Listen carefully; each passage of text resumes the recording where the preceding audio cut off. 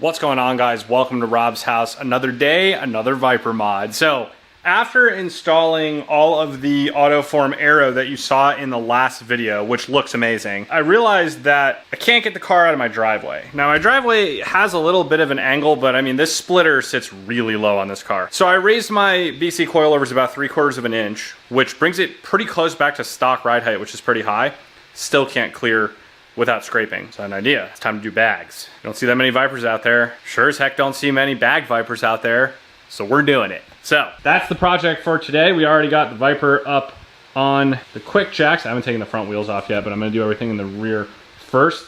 We got all of our airlift components and our REVS Odin Sus suspension struts that we're gonna be throwing on. We got our airlift 3P management system. I've never installed Air Ride before, and we're gonna go for it today. So this video takes place, it's gonna get posted after the ACR aero reveal, but it takes place in between. The paint is actually still degassing on the wing and the hood.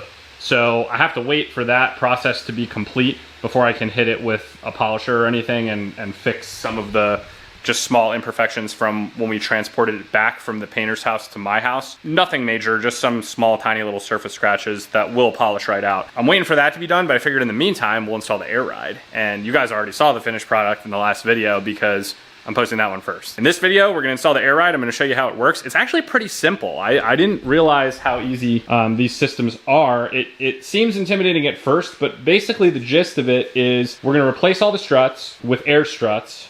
And the air struts have like a connection for an airline, and we have airlines. And then basically that runs to your management system. Now your management system controls all the pressures. It controls and monitors the tank pressure, as well as kicks the compressors on and off as needed. And it also controls the pressure getting sent to each individual strut, which is how you change your ride height. Sounds complicated, but basically what you have is a tank. And I'm going to be mounting 2 compressors that feed air into this tank as needed, and it keeps the tank around 200 PSI of compressed air. It does have a water drain because there's moisture in the air. So about once a month I'll have to purge the water drain, but that's no big deal. There's an external line with a fitting on it, and you just kind of, it's honestly, it's like letting air out of a tire from what I can tell. So then you just drain it once a month and then fill it back up with the compressors. I have a compressor template mounted here. We're gonna mount the compressors on either side of the trunk and the tank in the middle along the back wall. And the reason being is the floor of this trunk is not super flat. And also, if you remember from the subwoofer install, sorry, it's kind of dirty in here, but if you remember from the subwoofer install video, the battery is actually underneath here. So I still want to be able to get to that. I still want to be able to lift that carpet up and get to the battery if I need to. So I don't want to obstruct that, because then I would have to disassemble parts of the Air Ride system in order just to get to my battery, which is a pain. I don't want to do that. So I'm going to mount it all along the back wall, which is going to look kind of crazy when you open the trunk. And I'm just getting started. So I got to start off by mounting everything. So I got to mock everything up, drill the hole, which I already mocked everything up, but I got to drill all the holes, mount everything, and then I'll come back and I'll show you guys how to actually hook up and set up the air management system. So we'll get to that, but for now, I'll be right back. I gotta mount all this stuff. Okay guys, couple hours later, because I was trying to be careful, I have the compressors mounted. Now, the bad news is that the tank over here has the inlets. They're gonna be facing down toward the bottom, so the hoses would have had to come up like this, and they won't quite reach the inlets. So I ordered some 90-degree reducer elbows to go from 3/8 to 1/4, which is what the tank is, 3/8, and then 1/4 is what this is, so that I'll be able to actually install that properly. So basically you'll have the tank here, the ports coming out of the bottom, and you'll have a 90-degree, and then this will be able to plug straight into it. So it'll look nice and clean when it's done. I'm gonna leave the wheel liners off for now, because when I do drill the holes for the tank, because it's gonna be kind of like here and there on the other side, that's gonna come through the fiberglass tub kind of up here. So I'm gonna have to somehow figure out how to mount that. It's gonna be like kind of annoying to get to.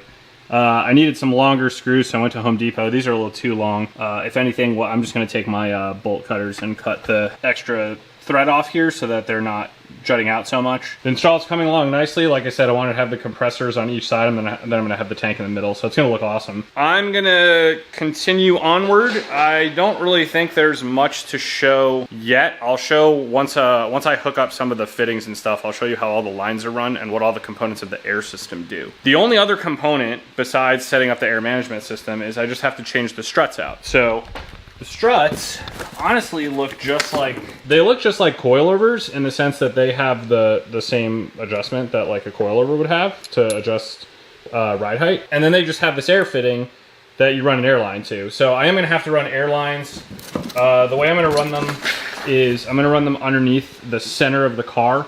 So there's this big metal plate, see, in the middle. You have things run there, like you can kind of see up top there, the hard line for like the brake line and like the fuel lines and stuff. So I'm probably gonna run things along that. So I gotta drop this whole metal plate. But that comes down and you basically have total access to the transmission tunnel. So from there, I should be able to run the lines to the front.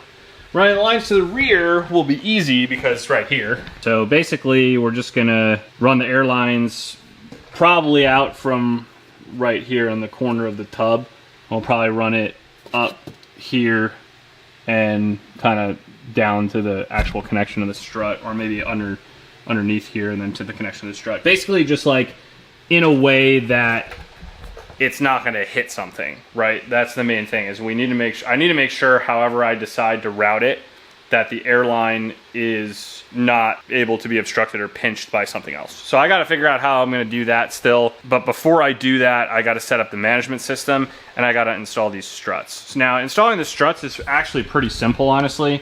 It's just going to be the same as the coilover installation. So there's a top bolt and there's a bottom bolt that you can't really see too well. Yeah, there it is. You can see one there, and then there's one on this side too. It's just my camera's kind of bulky. There's the other one. My camera's just kind of bulky, so it's hard to see. They're not actually hard to get to or anything.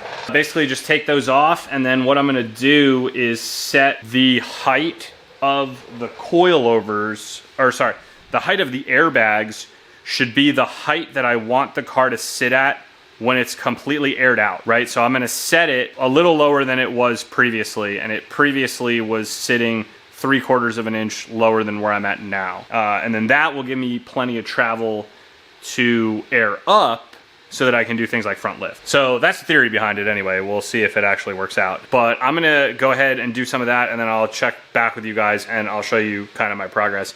I'm not gonna do any time lapses because you're not going to be able to see what the heck I'm doing. There's just a lot of repetitive stuff. I don't think I'm going to do the helmet cam either for this one. So I'll just check back when I've made some progress, and I'll show you guys how the air management system gets set up. All right, guys, got a little update here. I did some wiring. I think I'm going to mount I haven't mounted this yet, but I think I'm going to mount the brain somewhere around there.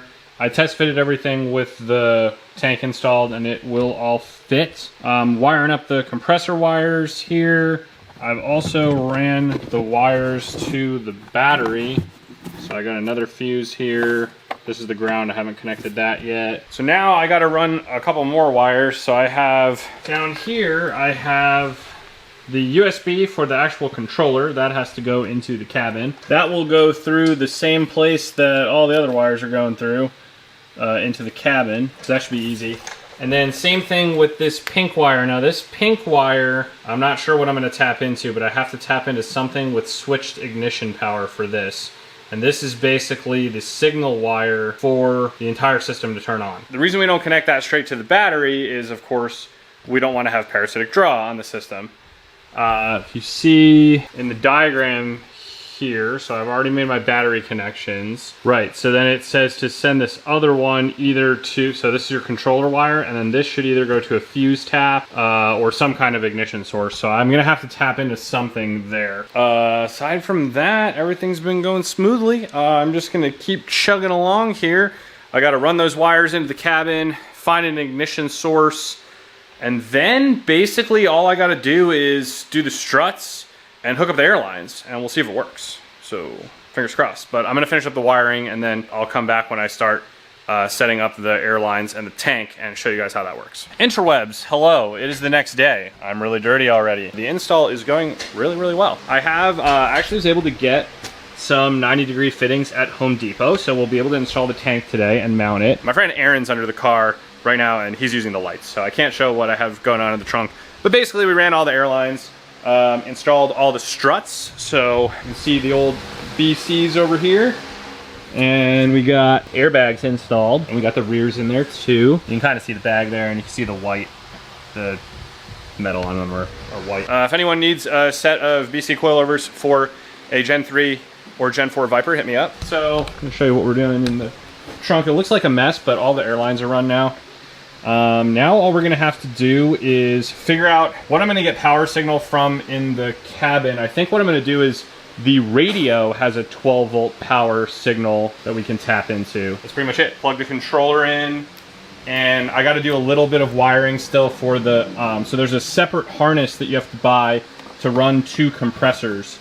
And that harness has additional, right here, additional power and ground. This actually goes straight to the battery, and then this little connector that they give you plugs into the connector from the main harness. So basically, when your compressor gets the signal from the manifold kick on, the first compressor kicks on, and then because those 2 cables are connected, it'll kick the second compressor on as well. And the point there is just in case, well, first of all, it fills the tank twice as quickly, which is nice, but in case one of the compressors fails, I'm not stranded and I don't have to, like, you know, manually hook a compressor up to the tank, like, you know, call AAA or something and have them bring a compressor, because if the car's aired out, you're not getting it on a trailer. So we don't want that to happen. So yeah, we're gonna break for dinner soon and then come back and bang this out. I haven't been vlogging too much because we've just been killing it, wrenching it. If you watch my BC coilovers video, you already know how to install the struts, so felt like there's no need to show that. And yeah, that's pretty much it. We'll come back later and we'll do the fun stuff, which is like, once it's all put back together, we can test the heights, the, you know, aired out height, set a ride height, see how high I can get the front lift and all that stuff. So should be pretty sweet. Shout out to Aaron. Woo! Down here. Hello. Hello. Aaron is actually the first person I met when I moved here to Tennessee, because he used to live right next door, and he doesn't live right next door anymore. He moved to Nashville and abandoned us for a little while, which is a big bummer, big sad. But now, he came back. They just moved back, so I'm really excited about that. Not in the house next door anymore, but that's okay. Really good to have him and his wife back in the area. They're good people. He's also a car fanatic, just like me, and was just telling me he's looking at potentially buying his first sports car soon. So he's a big motorcycle enthusiast too. Maybe we could get some content of us doing some mountain runs and stuff once he's actually in a car, or doing mods. I mean, we're talking about what he's going to get. If it's a platform that I can help with, then we can do some mods. So anyway, we're gonna break for dinner and I'll be right back. All right, update time. So I got the controller ran and hooked up. I still have to hide some of the wiring, but controller's hooked up, ready for testing. I tapped into the accessory 12-volt power of the radio to send the signal to turn everything on. Back here we have all the airlines are hooked up. This one goes to the water filter, and then this one goes to the drain. We're gonna do that once we actually install the tank. So we're about to install the tank. We've got the compressors are hooked up.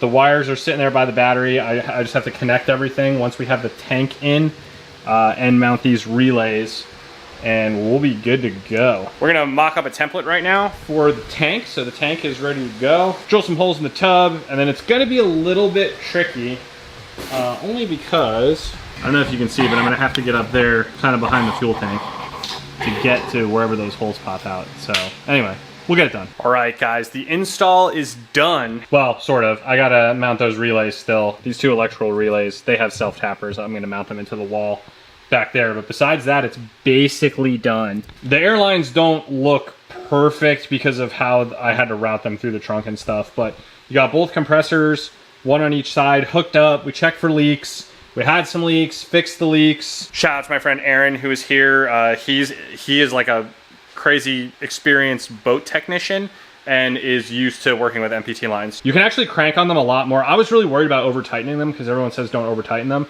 but as a result, I just wasn't tightening them enough. So anyway, everything's good. Now the problem is, I feel really stupid, but I should have probably read up on this before. I don't know why I thought this, but I thought that the way you dialed in the height for the bags was that you dialed in your coilover height to be your aired out height, and then the bag would do the rest of the work for you. That's not accurate. So the way that because I guess the bag just builds pressure, like it's just assisting your spring, I guess. I still kind of don't fully understand how it works, but I think that's what it is. Just the bag's assisted pressure helps the spring not sag as much the more pressure that you put in it. Now, because I adjusted it thinking that I was supposed to adjust it to my dumped height, basically the car was dumped until I put it at like a lot of, like 100 PSI in each strut or whatever. So instead, what I need to do now is I actually have to disconnect the airlines because I have to spin the coilover portion. So I aired it out, and now I need to raise it to what is supposed to be my ride height. I think that's the mistake I made, is it was supposed to be adjusted to ride height. So I have to go up, if I'm setting my ride height like my coilovers were, I have to go up basically a full inch. And then that should give me a solid ride height adjustment, and then I can see how much front lift I have, see if I have enough, if I need to go even higher than that. So I gotta play with it a little bit more tonight. So we'll come back once I have everything buttoned up. I also got to like put the wheel liners back on in the rear. I have to put the belly plate back up because we ran lines through like the transmission tunnel where the fuel lines are run and stuff, and the brake lines. So we basically just trace those other lines because they're as far away from heat sources as we're gonna get. I got to put all that stuff back together. I actually already put the interior back together for the most part. I mean, like I said, I have the controller kind of hanging out, which I'll route better later on. I'm gonna button this up tonight and I'll come back. It's supposed to rain for the next couple days. So whenever we get another sunny day, I'll come back and I'll show you guys outside what it looks like. Ready, buddy? Yeah.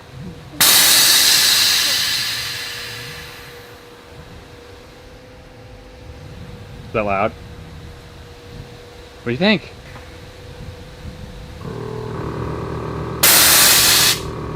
Is that cool?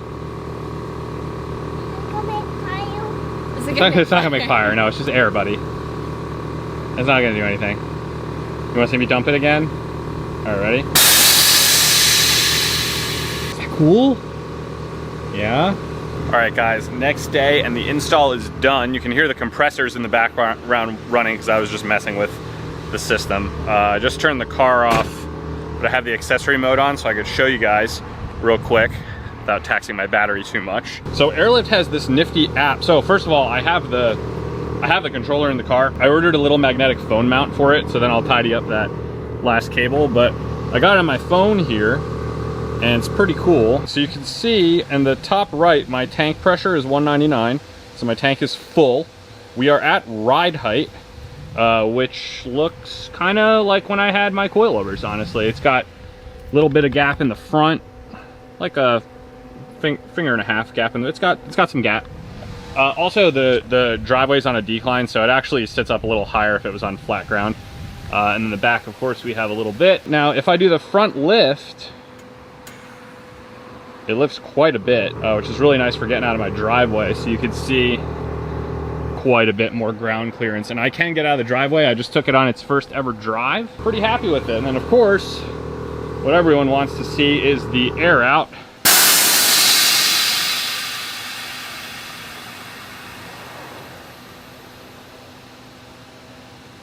There it is. Now, like I mentioned in the video earlier, I set the height so that I could have the front lift and that I could have a decent ride height. So it's not going to tuck the wheels when it's aired out or anything, but it looks nice and flush. I mean, I think it looks pretty good. I'm pretty happy with it. Let me know what you guys think in the comments. Hopefully this install was somewhat helpful if you've never installed air ride before. It's actually pretty easy. I mean, a lot of it's just running wires and stuff. These Odinsus struts, like I showed you guys, have like a, you basically push the line all the way onto it. There's like a little ring on the actual like inlet, I don't know what to call it, and you have to push the line over that ring, which is kind of hard to do. It's a little stubborn, but once you do that, there's a lock fitting that locks right on. So basically, as long as you make sure that you shield the line, so anywhere you run it along like the frame or whatever, if it's touching metal, wrap it in some kind of like rubber. In my case, I used a bunch of like thick gaffer's tape just to like buffer it a little bit so the nylon's not like rubbing against the frame, any kind of metal, so it doesn't get a puncture in it or anything like that. Worst case, if you do get a puncture, just replace the line, right? The airline is cheap. You can get a whole spool of airline for like 15 bucks or 20 bucks on Amazon. It's not very expensive. The expensive parts are like the computer and the controller and the tank and the compressors and all that other stuff. Hope this video gave you some insights on how to install air ride on your car. If you're thinking about doing it, honestly, it's really not a hard install. If you've done any kind of suspension work before, you'll definitely be able to do it. The only tricky thing is you have to mount the tank and the compressor somewhere, so just kind of figure out, you know, if you have space and where you want to put those things. But aside from that, that's really all there is to it. As usual, I hope this video is helpful. I hope this video is entertaining, and I'll see you guys next time. JJ, what did you just say about the Viper? I said I like it when it dumps. You like it when it dumps? Yeah, pretty cool, huh? Yeah. Reach for the stars, 'cause we're aiming high.